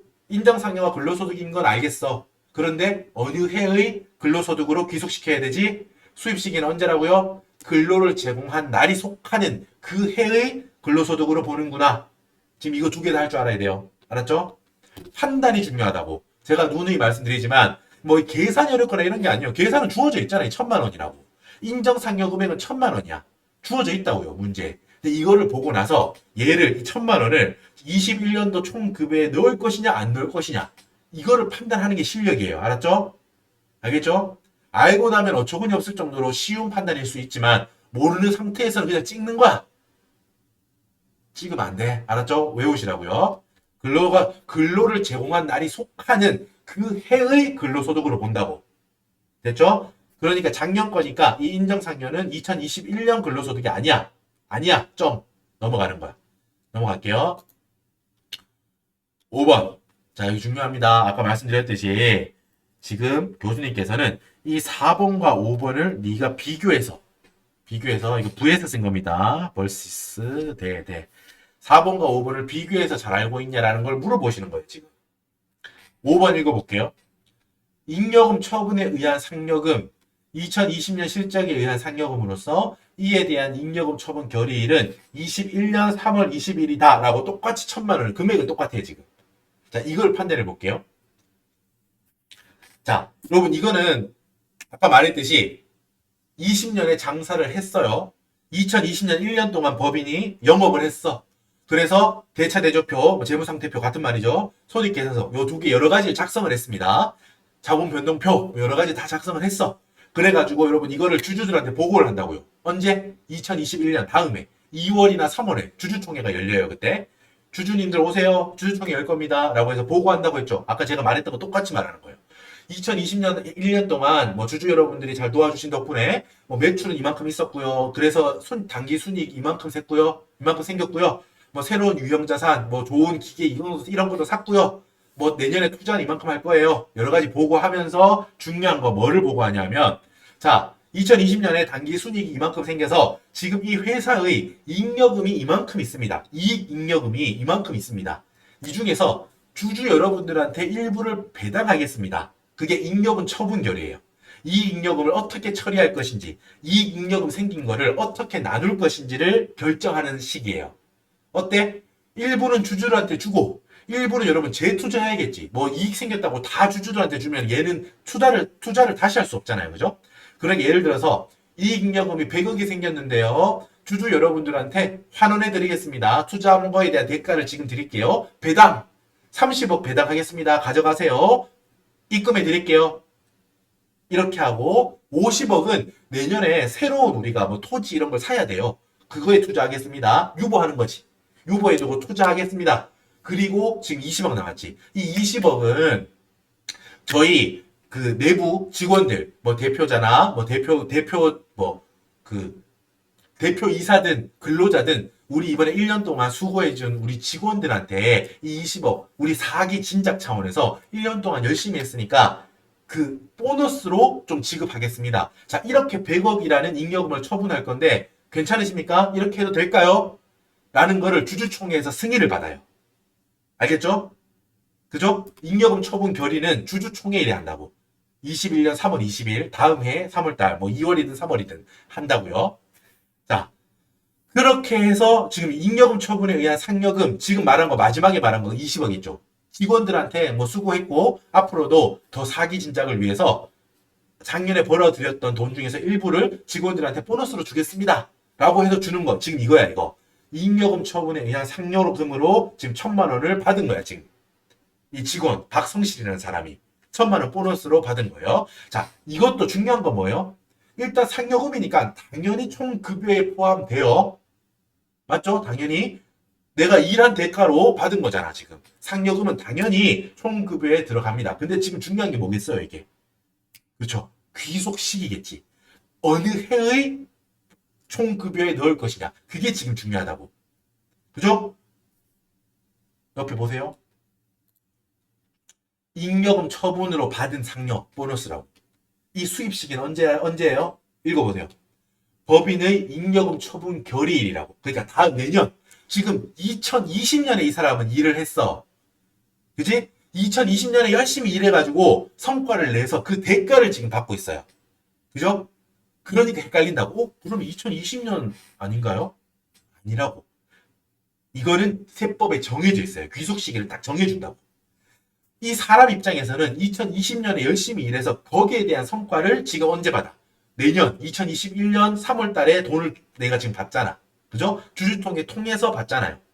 하지만 세법에서는 그 귀속 시기를 일했던 20년이 아니고 야, 오케이. 주주들이 승인하잖아 지금. 야 오케이 올해 잉여금 100억에 대해서 그렇게 해라. 30억은 우리한테 배당으로 주고 50억은 재투자하고 20억은 너희 근로자들이 가져가서 써라. 승인한다. 도장 찍어주는 거예요. 주주총회에서 가결해 주는 거지. 그 잉여금 처분을 결의한 날이 속하는 21년도의 근로소득으로 본다. 라고 되어 있습니다. 세법에. 이걸 외워야 된다고. 여러분 지금 제 이야기를 들으면 그렇구나 싶은데 잘 외워두시면은 당연히 이제 분류하면 되는데 헷갈린다고요. 실제 시험에서는 헷갈려. 그러니까 제가 지금 4번, 5번에 비교라고 적어놨잖아. 이건 암기가 필요해, 암기가. 세법은 어느 정도 논리적으로 그렇구나라고 이해도 필요하지만 분명히 암기가 필요한 단계가 있다고요. 자, 이 두 개를 비교할 수 있어야 돼. 지금 4번, 5번 자료가 돈도 똑같이 1,000만 원 이렇게 돼 있잖아. 근데 뭐야? 위에 있는 법인세법에 의하여 상여로 처분된 금액, 즉 인정상여는 그 귀속 시기가 근로를 제공한 사업연도인 2020년, 즉 작년으로 귀속되는 근로소득이기 때문에 올해 2021년 넣지 않았지, 총급여에. 하지만 5번은 어때요? 잉여금 처분 결의일이 21년 3월 22일이야. 3월. 21년 3월이야. 그죠? 20년 실적에 의한 상여금, 이게 페이크라고, 페이크, 여기서는. 2020년에 내가 열심히 일해가지고 내가 이 회사에 속해서 열심히 일해서 회사의 성과가 많이 났어. 그거에 대한 대가로 지금 21년에 받고 있잖아요. 세법은 딱 정한다고. 잉여금 처분에 의해서 받은 보너스는 그 잉여금 처분을 하겠다고 주총에서 결의된 그 해의 근로소득으로 본다. 라고 정해져 있어. 21년도 근로소득입니다. 알겠지? 1000만 원. 얘는 21년도 근로소득이 맞아. 그러니까 뭐야? 잉여금 처분 상여 1000만 원은 넣어줘야 돼. 알겠죠? 여러분 이거는 외워야 됩니다. 세법의 규정을 최종적으로는 외워줘야 돼요. 인정상여의 귀속시기는 근로를 제공한 날. 잉여금 처분 상여의 귀속시기는 잉여금 처분 결의일. 이렇게 외우고 있어야 돼. 결과적으로는. 제가 지금 여러분 인정상여랑 잉여금 처분 상여를 꽤 긴 시간 동안 몇 분 했지? 꽤 긴 시간 동안 지금 이걸 설명드렸습니다. 이유가 있어요. 일단 처음 한 번은 들어주시고 그 다음부터는 암기하셔야 돼요. 이해가 되어야 그래도 암기도 편하니까. 뭔지는 알아야지 암기를 할 거 아니에요. 뭔지도 모르고 암기하면 나중에 다 까먹어. 이해하시라고요. 이해하고 이해 지금 했죠? 그 다음에 암기. 뭐 인정상여의 귀속시기는 근로를 제공한 날이 속하는 해의 총급여 근로소득. 잉여금 처분 상여는 법인의 잉여금 처분 결의일이 속하는 그 해의 근로소득. 외우셔야 돼. 알았죠? 자, 계속 할게요. 6번. 사규. 사규라고 하는 거는 회사 내에서 정해놓은 규칙, 회사 규칙이란 뜻입니다. 사규에 따라 실제 여비 대신 지급받은 자가운전 보조금 매월 40만 원입니다. 이렇게 나와 있어. 자, 여러분 요거 여비는 여러분 여행 갔다 이런 거 아니에요. 알겠죠? 출장. 회사의 일을 보는데 회사가 뭐 보다 보면 뭐 지점, 뭐 어느 지방에 있는 지점에 가야 돼. 뭐 출장, 공장에 갔다 와야 될 일도 있고 여러 가지 뭐 지방에서 미팅이 있을 수 있고 업무차 가야 되는데 뭐 영업을 위해서 가야 되는데 그때 회사에 그 차로 갈 경우도 있겠지만 뭐 상황이 여의치 않아 가지고 이 직원의 자차로 만약에 가는 경우가 있을 수 있겠죠. 회사 차가 없어 가지고 직원 차를 이용해서 간다고 해봐요. 그런 경우도 있을 수 있으니까 그 경우에 대한 판단을 지금 하는 거예요. 매월 40만 원까지 줬대요. 이 경우는 정해져 있습니다. 이 실비 변상적인 거야. 월 20만 원까지는 비과세예요. 일단 요거부터 정리하고 볼게요. 자, 한 달에 40만 원씩 받았고 1년 받았으니까 12개월 받았으니까 480만 원만큼 실제 여비 대신 지금 받은 자가운전 보조금 명목으로 1년 동안 480만 원을 받았는데 한 달에 20만 원까지, 즉 1년에 240만 원까지는 비과세야. 그럼 어때요? 그 비과세를 초과하는 부분에 대해서는 총급여에 넣어서 과세해야겠죠. 그죠? 봐봐요. 6번 자가운전 보조금이라고 해서 한 달에 40만 원 받는데 한 달에 20만 원까지는 비과세. 비과세 부분은 빼는 거죠. 과세되는 게 한 달에 20만 원이잖아. 곱하기 12개월 하면 240만 원 해서 총 급여에 넣는 게 240만 원이구나. 이렇게 하면 돼요. 알겠죠? 이렇게 정리하면 되고 하지만 다음 주의할 점, 이것도 주의하셔야 돼. 만약에 여러분 지금 여기서 이 표현이 되게 중요해요. 실제 여비 대신이라고 했죠? 실제 여비를 만약에 그 뭐 격리든 우리 부서가 따로 있을 거 아니에요. 격리 부서에서 줬다고 해봐. 총무부서 이런 데서 예를 들어서 지방 출장을 갔다 왔어. 그래서 뭐 기름값 들었겠지? 뭐 기름값 이만큼 들었고요. 뭐 또 톨게이트비 이만큼 들었어요라고 해서 제출을 했어. 그 총무부서에. 그 총무부서에서 수고하셨습니다. 실제로 들어간 부분에 대해서 우리가 보조 당연히 해드려야 되니까 실비에 대해서는 실제로 네가 쓴 돈에 대해서는 당연히 줘야 되는 거죠. 라고 하면서 입금해 줬다고 해봐. 영수증 다 가지고 온 거야. 신용카드 영수증이든 그 내역을 다 제출한 거예요.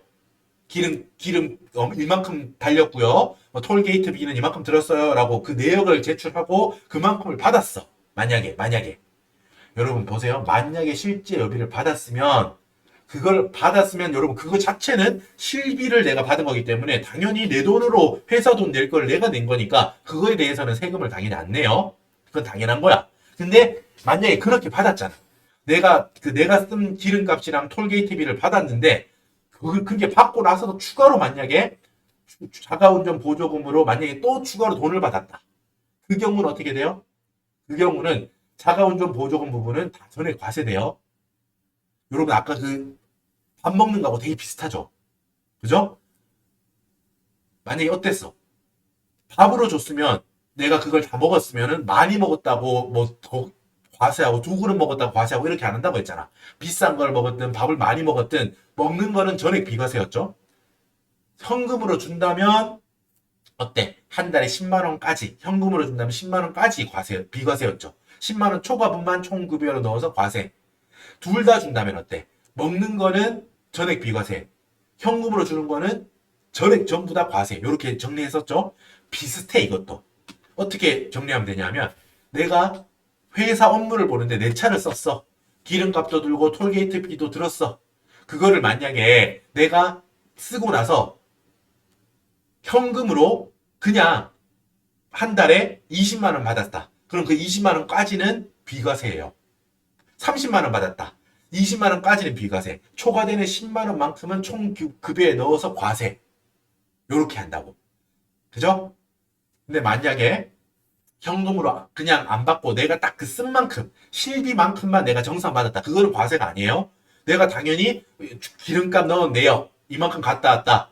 그 계기판 운행 계기판도 제출하고 내역도 제출하고 톨게이트비도 이만큼 썼으니까 주세요라고 해서 받았다. 그럼 그거는 당연히 회사가 돈이 나가야 될 걸 내 돈으로 나가고 정확하게 그만큼을 실비로 그 변상받은 거기 때문에 실비를 받은 거기 때문에 그만큼은 비과세예요. 근데 만약에 이게 둘이 섞여 있다.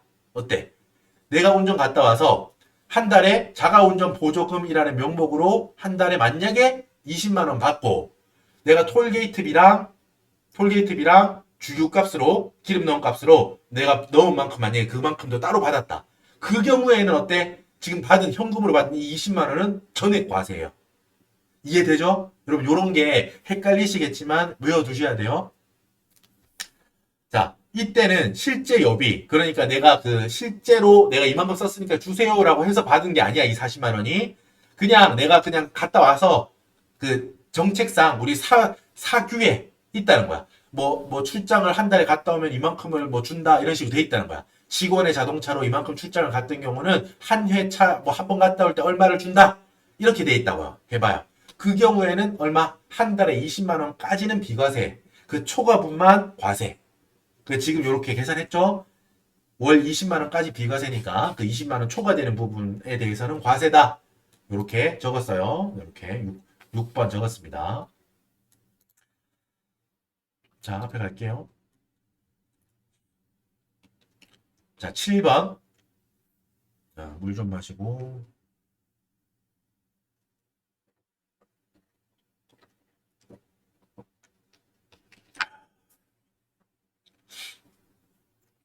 길어지고 있는데 잘 따라오고 계시죠? 1번. 단체 환급부 보장성 보험료 월 10만 원씩 12개월 해서 120만 원. 요 내역이 있네요. 자, 이걸 어떻게 처리하느냐라고 하는데 일단 여러분 천천히 한번 들어보세요. 그리고 보험료에는 일단 보험은 종류가 두 가지가 있어요. 이게 환급부 보장성이라고 되어 있죠. 환급부 보장성.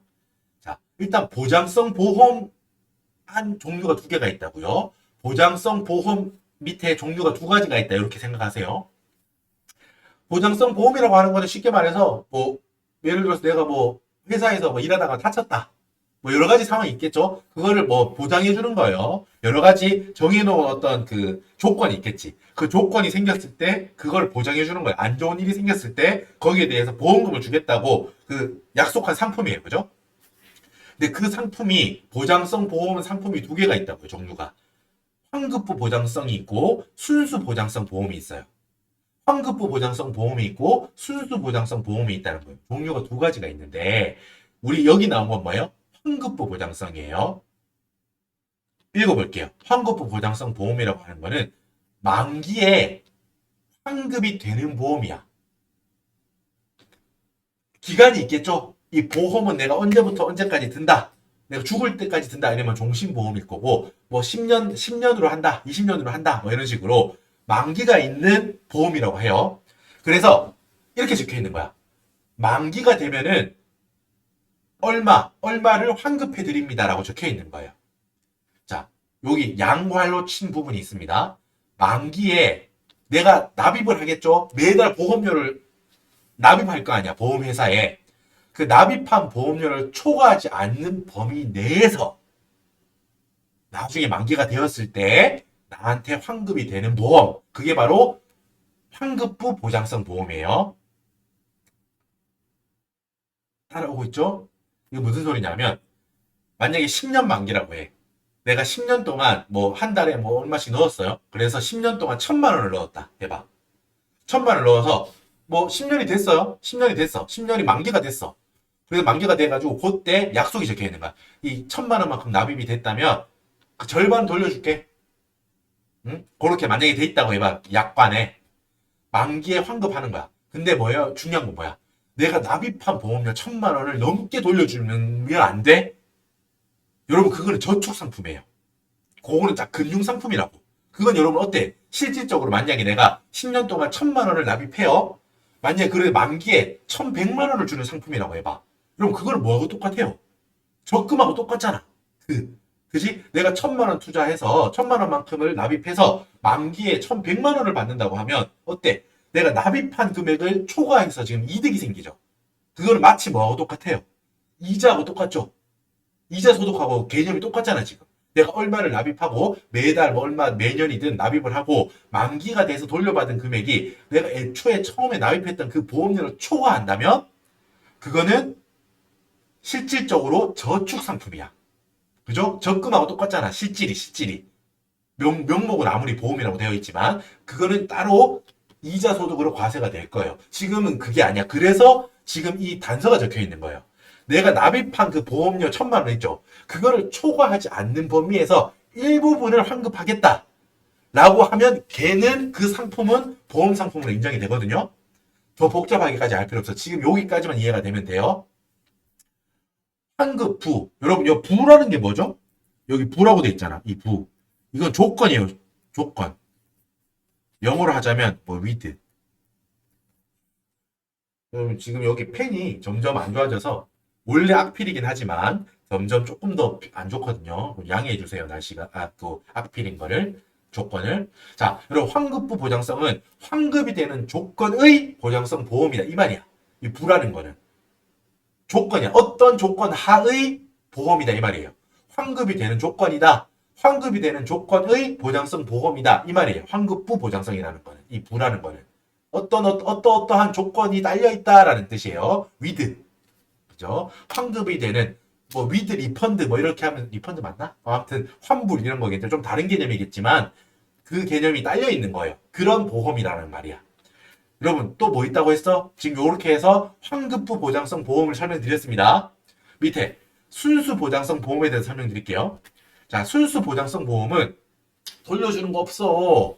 이거는 네가 만약에 사고를 당하거나 어떤 여러 가지 뭐 그 트리거가 되는 그런 사건이 생겼을 때 내가 우리 보험회사가 당신한테 어떤 그 보험금을 지급하는 조건일 뿐이지 나중에 만기가 되었다고 해서 환급을 하는 게 아니야. 뭐예요? 순수하게 그 사고를 보장해 주는 것만 이 보험 상품은 하는 거야. 역할을 하는 거야. 이름이 나오지. 순수 보장성 보험이 야, 이 친구는 너무 순수해요. 순진해요. 그런 말이 아니고 순수하게 나중에 돌려준다 이런 조건 없어. 말 그대로 순수하게 보험인 거야. 사고가 생겼을 때 그 사고가 생겼을 때 내가 너한테 보험금을 줄게. 지금 보험은 사실 그게 핵심이잖아요. 그죠? 환급부 보장성 보험은 어떻게 보면은 약간 그 뭐랄까 그 변종 같은 거예요. 보장도 해주면서 만기까지 무사히 간다면 내가 일부분은 환급도 해줄게. 요런 조건을 주는 거야. 상품, 보험 상품으로 개발된 거예요. 사람들한테 이 상품에 가입해 주세요라고 하면서 유인으로서 생긴 상품이라고 보면 되고 애초에 보험은 야 이런 사고가 생기면 네가 이만큼 납입했잖아. 그 이상 되는 어떤 그 조건으로 내가 너한테 보험금을 줄게. 그 이상 되는 걸 줄게. 이게 보통 말하는 우리가 보험이죠. 순수 보장성 보험은 그런 겁니다. 일단 제가 여러분들 그냥 뭔지는 알아야 좀 공부하기 그 개념이 잘 와닿으니까 일단 설명을 드린 거예요. 자, 단체 환급 보장성 보험료는 결과적으로 여러분 자, 매해 매월 10만 원씩 12개월 120만 원씩 있잖아. 그죠? 이 120만 원만큼이 뭐다? 이 이 120만 원만큼이 지금 이 사람이 이제 받아간 이 박성실이라는 사람이 120만 원의 혜택을 받아갔다고 볼 수 있겠지. 하지만 어때? 120만 원 전체를 총구별로 넣진 않고요. 여기 적혀 있습니다. 뭐? 연 70만 원까지는 비과세. 연 70만 원까지는 비과세예요. 요거는 정책적으로 우리가 세법 정책적으로 이 보험 같은 걸 들어두는 거를 권장하려고 하는 거예요. 알겠죠? 세법상 표현을 하는 거야. 너 보험 같은 거 좀 여기 만약에 넣어두고 보험료를 이렇게 넣어두면 개인적인 차원에서도 나중에 뭔가 사고가 생겼을 때 보장을 받을 수 있잖아요. 그죠? 나라 입장에서도 전 국민을 전체적으로 우리가 세법이랑 정책을 이렇게 해야 되니까 뭐 여러 가지 복지 정책적인 측면에서 보든 이런 보험적인 상품에 어느 정도 가입을 해두면 나라 전체적으로도 유익한 일이니까 네가 1년이라는 게 중요해요. 1년에 70만 원까지 여기 넣어두는 거는 비과세할게 라는 거예요. 이 보험료로 내가 낸 거는 비과세할게 라는 거예요. 한마디로 이 120만 원 중에 70만 원까지 비과세니까 결국 얼마라는 거예요? 50만 원만큼은 비과세. 50만 원까지는 과세. 헷갈렸죠, 말이. 7번 단체 환급부 보장성의 보험료는 연 70만 원까지 비과세니까 1년에 50만 원, 지금 50만 원은 과세다라는 거예요. 맞죠? 됐고요. 따라오세요. 8번. 자, 자녀의 이 박성실의 자녀가 병원에 입원했나 봐요. 그래서 그 병원비의 보태라고 회사가 300만 원을 줬대요. 자녀가 입원했냐? 뭐 300만 원 줄 테니까 입원비에 보태 쓰세요라고 회사에서 줬대요. 여러분 근데 이거 보면 되게 좋은 취지 같다. 비과세 아닐까? 라는 생각이 들죠. 그런 규정은 없습니다. 알겠죠? 이 300만 원을 그냥 주고 이 사람이 그냥 박성실이 그냥 그 입원비에 쓴 거야. 그냥 따로 비과세 규정이 없어요. 그렇기 때문에 그냥 300만 원만큼은 그냥 이 그 박성실 입장에서는 그냥 월급을 더 받은 거야. 이 300만 원만큼을. 알겠죠? 세법 규정은 그냥 감으로 해서 이제 되는 게 아니잖아요. 그죠? 비과세 규정이 있는 경우에 그 명목으로 준 경우에만 비과세가 되는 거예요. 자녀의 병원 입원비 보조비는 뭐 되게 훌륭하죠. 뭐 회사에서 이렇게 근로자의 자녀에 대한 뭐 병원비를 보조해 줬다면 뭐 되게 좋은 일 같지만 세법상 이게 따로 그런 거에 비과세 규정이 정해져 있는 게 아니라고요. 그러니까 이 경우는 총급여에 들어갑니다. 근로소득세 내라는 거예요. 자녀 입원비 보조비 300만 원은 넣는다는 거예요. 총급여에. 마지막에 보세요. 중요합니다. 9번. 자, 박성실이 주택 임차 자금으로 회사로부터 저리로 대여받음으로써 얻는 이익이 있대요. 무슨 말이냐면, 자, 박성실이라는 사람이 주거하는 곳이 있을 거 아니요? 사는 곳, 뭐 아파트가 있다고 해봐요. 그 아파트가 이제 임차해서 살고 있다고 해봐. 자, 거기 뭐 전세 이런 보증금이 필요해가지고 회사로부터 돈을 빌렸대요. 자, 돈을 빌리면서 은행, 제 뭐 1금융권이든 2금융권이든 은행 가서 빌린다면은 만약에 이자로 300만 원을 내야 돼. 목돈을 빌렸으니까 그 대가로 1년치 이자가 300만 원이래요. 근데 회사에서 정책적으로 자, 우리 회사는 뭐 전세자금 이런 거 주택 전세자금 이런 걸로 대여해 드립니다. 뭐 1억이든 뭐 5천만 원이든 빌려드리고 직원분들한테 드리고 우리가 우리 회사 직원들에 대한 그 복지 차원에서 이자는 받지 않을게요. 혹은 시중 이자는 500만 원 받아야 되는데 200만 원만 받을게요. 라고 해서 300만 원만큼 이득이 생긴 거야. 지금 이 박성실이라는 사람한테. 알겠어요? 자, 그거를 표현한 겁니다. 주택 임차 자금을 회사로부터 빌렸는데 싸게 저리 여러분 뭐 이리로 갔다 저리로 갔다 지금 그거 아니에요. 알죠? 낮은 이자 할 때 낮은 이자로 대여받음으로써 생긴 이득이야. 시중에 은행에서 빌렸다면 만약에 500만 원을 이자로 줬어야 되는데 회사로부터 받아서 이자를 싸게 200만 원만 주는 조건으로 빌렸다. 지금 이득이 지금 박성실이라는 사람한테 이득이 얼마 생겼죠? 300만 원만큼 이득이 생겼죠. 이익이 생겼죠. 그 경우에 지금 말하는 거예요. 정리한 거 보세요. 밑에. 자, 주택자금의 대여 이익입니다. 자, 여러분 중소기업에 다니는 직원인 경우는 이 경우 이 이득이 비과세입니다. 중소기업이 아닌 기업의 직원인 경우는 여러분 근로소득으로 과세돼요. 이거를 외워야 돼요. 두 경우를. 알았죠? 밑에 일단 읽어볼게요. 자, 밑에 중소기업이 아닌 경우, 지금 이 2번 경우죠. 중소기업이 아닌 경우에는 주택자금의 대여액을 법인 입장에서 뭐예요? 그게 업무무관 가지급금으로 본다고. 업무무관 가지급금으로 보므로 가지급금 인정이자를 계산해서 법인세법에서 어떻게 해요? 입금산입, 가지급금 인정이자, 뭐, 땡땡땡, 뭐, 300만원. 예를 들면 300만원 상여로 세무조정을 하죠? 동금액에 대해서 그러니까 근로자는 근로소득으로 보게 된다는 거예요. 중소기업이 아니라면, 알겠죠? 여러분, 요것도 최근 개정세법이죠. 제가 65회차 우리 그 조사요원 기출 풀 때 많이 나왔잖아. 그죠? 중소기업인 경우 회사가 주택자금을 빌려준 거는 업무무관 가지급금으로 보지 않아. 기억나요? 중소기업이 아니라면 뭐 주택 임차 자금을 빌려준 거, 전세 자금 이런 거 빌려준 거는 어때요? 업무무관 가지급금으로 봤죠. 중소기업이 아니라면. 그게 여기서 이어지는 거예요. 자, 여러분 결과적으로 지금 이 박성실을 판단해야 되잖아. 뭐야? 어떻게 하면 돼요? 이 박성실이 다니고 있는 주식회사 국세, 이 주식회사 국세가 중소기업이냐 아니냐, 그걸 지금 봐야겠지. 어때요? 여기 이제 이게 나오는 거야. 여기 마지 위에 주식회사 국세는 조특법 시행령 2조에 따른 중소기업에 해당한다. 한다라고 했죠? 중소기업이야. 그러니까 쭉 가지고 와. 마지막에 이제 이게 여기 영향을 끼치는 거지. 마지막에 여기 영향을 끼치는 거죠. 주택자금을 빌렸어. 싸게 빌렸어. 그래서 내가 이자를 다른 데서 빌렸다면 내야 됐을 이자를 안 내서 혹은 더 싸게 해서 300만 원만큼 이득이 생겼습니다. 하지만 중소기업이잖아. 지금 내가 박성실이 중소기업의 직원이니까 어때? 이 300만 원만큼은 비과세지. 중소기업에 대한 혜택이라고 했어요. 자, 옆에 어때? 주택자금의 대여이익은 총급여에 이 박성실이라는 사람의 총급여액에 들어가지 않죠. 왜? 박성실이 다니고 있는 박성실이 다니고 있는 회사, 주식회사 국세는 어떠니까? 중소기업이니까.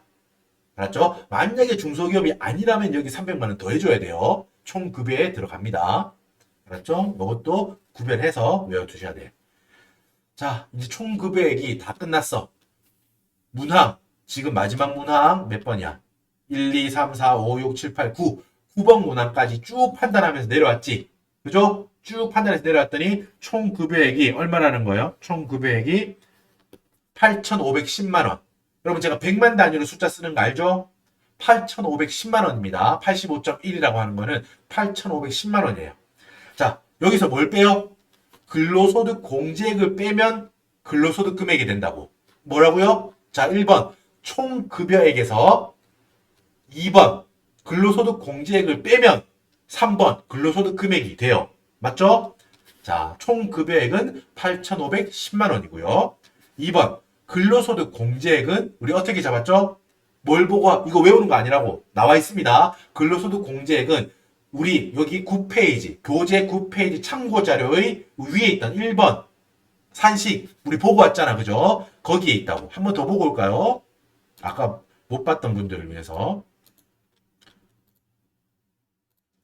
어딨니?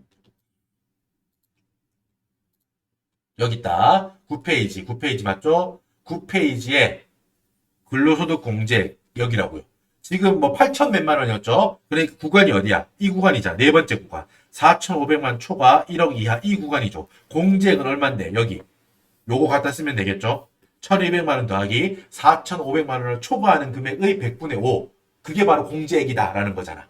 요걸 갖다 쓰는 거예요. 여러분 제가 굳이 시간을 들여서 이렇게 왔다 갔다 하는 이유를 아시죠?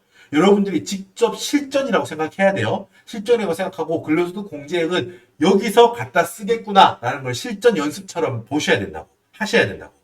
맞죠? 따라올게요. 다시 앞으로 오세요. 근로소득 공제액은 여기 9페이지 참고자료 산식을 지금 보고 왔잖아. 1,200만 원에다가 뭐 4,500만 원을 초과하는 총급여액 중에서 총 급여액 중에서 4,500만 원을 초과하는 거. 이게 이 부분이잖아요. 지금 여기죠. 8,510만 원 마이너스 4,500만 원 곱하기 5%, 100분의 5. 요거 두 개 더하면 어때요? 1,400만 5천원. 1,400만 5천원이죠, 요거. 10만 5천 맞네요. 1,400만 5천원. 이제 답 다 나왔어. 근로소득 금액은 어때요? 총 급여액 8,510만 원에서 근로소득 공제 1,400만 5천원 빼면 어때요? 근로소득 금액은 7,109만 5천원. 7,109만 5천원. 요거죠? 방금 요거를 어디 적으면 돼요? 답 서식. 어디죠? 여기 물음 서식. 여기 몇 페이지죠? 13페이지. 13페이지 여러분 보세요. 똑같다고. 요 옮겨 적는 건 여러분 할 수 있겠죠? 한 번 더 강조합니다. 이렇게 타이핑. 이렇게 컴퓨터가 쓴 여기 컴퓨터가 타이핑되어 있는 부분은 여러분들이 실제 시험에도 이렇게 적혀 있습니다. 손글씨로 적혀 있는 부분만 여러분들이 실제 시험에서도 적을 거예요. 이렇게 쭉 적으시고요. 총 금액 똑같이 적으시고요. 근로소득 공제액 여기 적으시고 근로소득 금액 1번에서 2번 뺀 거 근로소득 금액은 7,109만 5천원이다. 적으면 됩니다. 자, 잘 적었죠? 이렇게 해서 여러분 방금 우리가 뭘 한 거죠? 무릎 1번 한 거야. 64회 조사요원 기출 문제 1번의 무릎 1번 한 거라고요. 여러분 시간이 되게 길어졌죠? 지금 90분 가까이 됐는데 1시간 반 가까이 됐는데 실질적인 배점은 5점이잖아요. 그죠? 강의니까 제가 이렇게 길게 했지만 여러분 실전에서는 어때? 항목 보고 판단해서 그냥 바로 적으면 돼. 총급여랑 보너스, 상여 적어야지. 항목 포함되지. 보고 바로 판단해서 여기 적는 거야. 6,800만 원. 퇴직급여로 적립한 금액. 이거는 나중에 퇴직금으로 과세할 거니까 넣지 않지. 식대와 식사. 요거 식사만 준다면 비과세.